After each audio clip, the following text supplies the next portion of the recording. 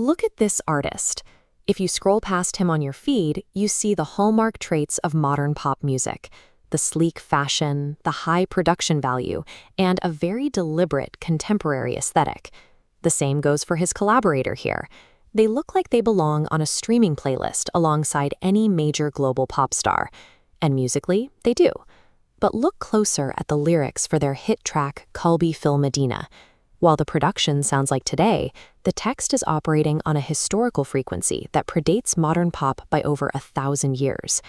Translating these lines word for word is straightforward, but capturing the actual gravity behind those words is much more difficult. These singers are using a highly specific vocabulary of devotion. Treating this as a catchy summer track misses its underlying structure. These lyrics utilize linguistic triggers that have served as an emotional framework for millions of listeners for 14 centuries. The song opens by establishing a state of spiritual unrest. The singer describes tears flowing from intense longing and a soul that cannot find rest even in sleep. That tension holds until the chorus, where the resolution arrives in a single word: sakina.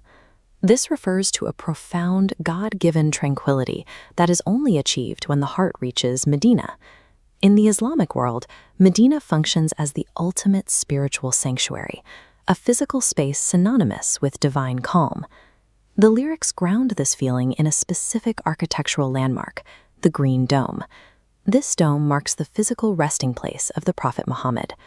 By anchoring the cure for emotional longing to an exact coordinate on Earth, the songwriter makes the abstract concept of spiritual peace feel tangible and real. The song uses these literal geographic locations to guide the listener through a transition from inner agitation to a state of stillness. Once the song establishes the physical geography of the city, the vocabulary shifts toward a human genealogy.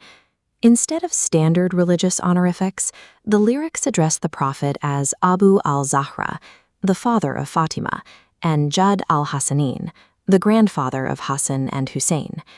These genealogical titles transform a historical figure into a beloved patriarch, rooting spiritual reverence in the language of family love. This choice effectively bridges the gap between the divine and the everyday, grounding deep devotion in the warmth of a human relationship. At its climax, the song pivots again, leaving earthly relationships behind for the esoteric title Taha. It links this name to the phrase Noor al-Ain, or light of the eye. In Arabic poetic tradition, this represents the highest tier of praise, an ultimate spiritual illumination that brings clarity to the soul. This metaphysical light is tied back to the physical history of Medina, the ancient city that originally welcomed this illumination into the world. This lyrical structure is designed to elevate the listener's perspective step by step, starting with a physical city, moving through a human family, arriving finally at metaphysical light. Deciphering these references changes the experience of the track. The upbeat tempo and modern production serve as a vessel for a much older message.